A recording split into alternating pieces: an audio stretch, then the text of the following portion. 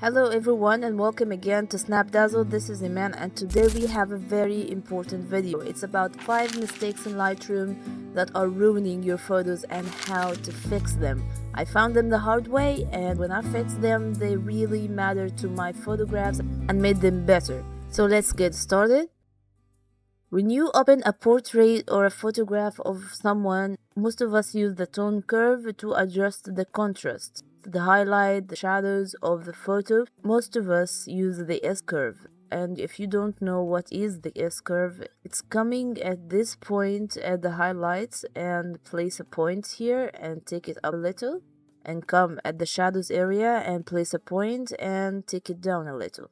It did good for the light, the highlights and the shadows, but it didn't do good for the skin tone saturation. With the new updates in Adobe Lightroom, we have a slide here, a new slide here is refine saturation. We can simply come to this and take it down a little bit. It's adjusting the saturation of the photo. I think this really looks good. You can take it down the whole way, but I just want it to be this much.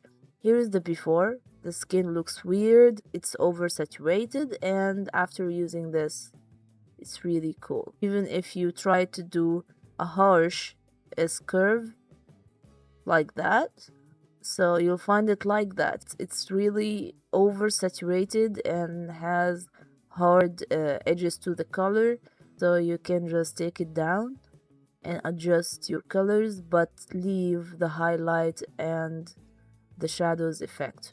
Let's use another example here for another photo. Again, here is the S-curve, just to make the light and the shadows more dramatic, more deep. But we have the same problem of the oversaturated skin tone. We'll come here to the refine saturation slide and take it down. In this example, I need to take it down even more. Looks very good. The before, here is the after, and here is before the refined saturation, and here is after. It really does a great work, and if you can see, even here at the sky, it got oversaturated. Everything got oversaturated with the S-curve, but with the refined saturation, everything looks good. So let's move to our next mistake. I've done some basic edits, and at the middle of the way, I thought to myself that I want to try it in color, and I want to try another edit in general. A lot of us just start to undo the black and white and undo everything and start to do the other edit that they want over everything. And this is a mistake, because what if after you've done a lot of edits on the color version and you stopped at the end and you felt like, no, I want to get back to the first edit I've done.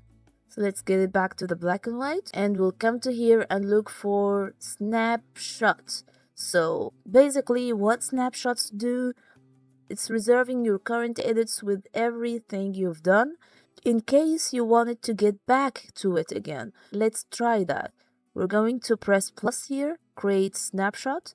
I'm going to call it black and white, high contrast. That's great. So right now I can do whatever I want. I'm going to do like really quick adjustments here. Take to just to try that. We have the S-curve here, and we can refine the saturation, by the way, here. Not so much though.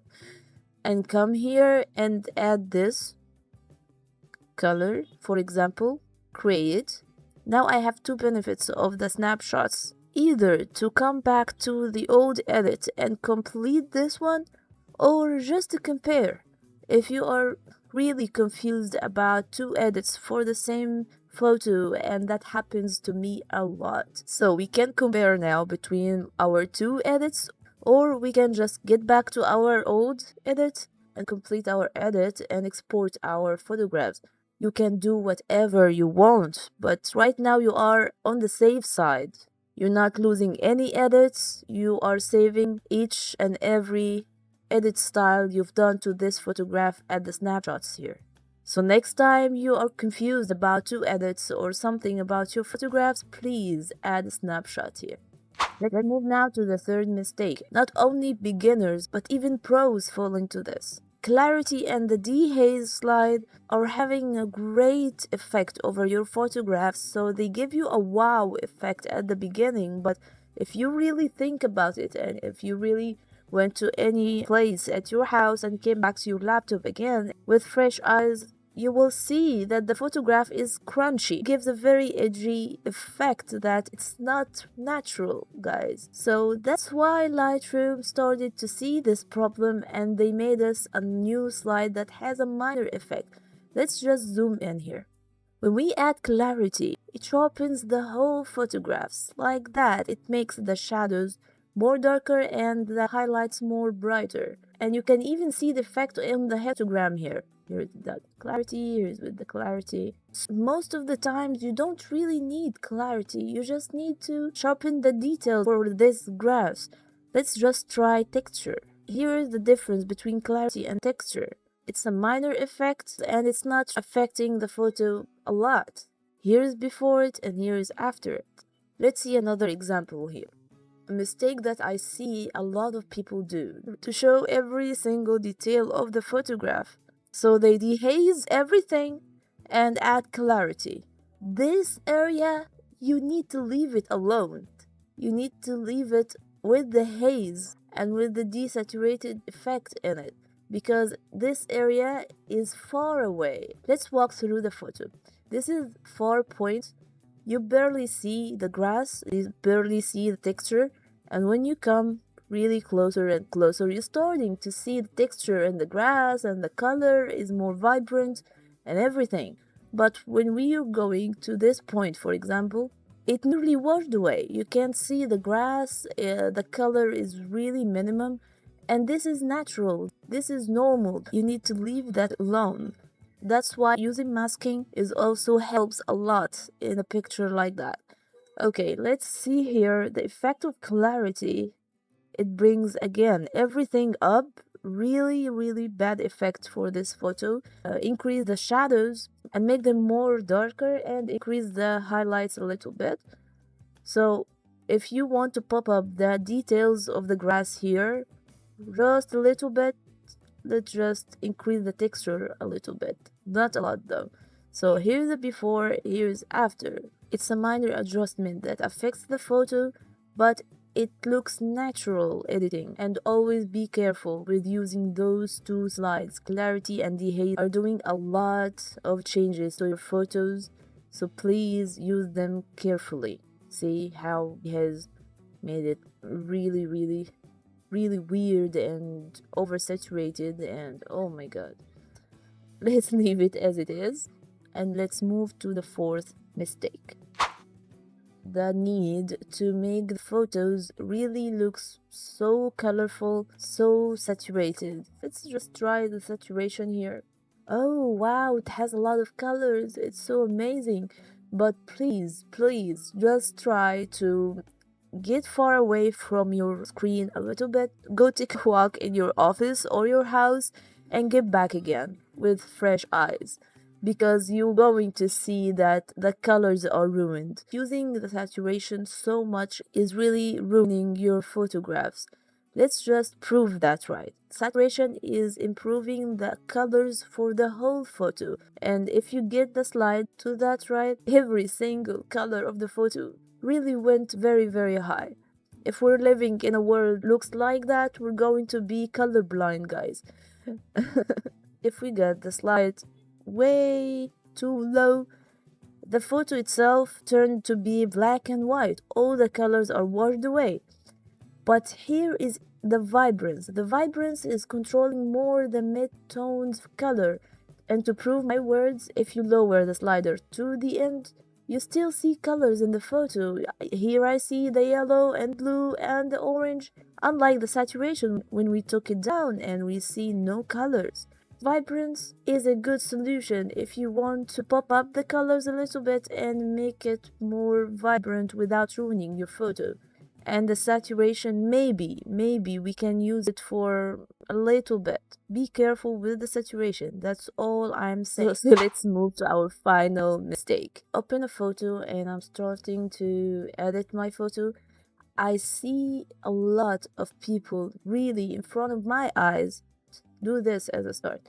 Let's edit our photos. Let's lower the highlights. And get the shadows up. Ta-da! If you're doing this move, that's why a lot of your photos looking flat. Let's talk reason here. We need the shadows. We need the highlights to prove that we have a dynamic range in our photo, to prove that our photo is naturally edited. We don't need to edit the photo and looks that it's over edited or it's really flat or it's really weird. Do it just a little bit, just move with careful. Because remember also, bringing up the shadows is bringing up the shadows in the black colors in the photo, which will pixelate them. These areas are dark in your photo and you just bring them up, so it will be pixelated. Let's see that in the pants here. So this is the natural color of the pants that you took the photo with. Bringing up the shadows is bringing up the pixels of the dark areas in here. Let's see another example.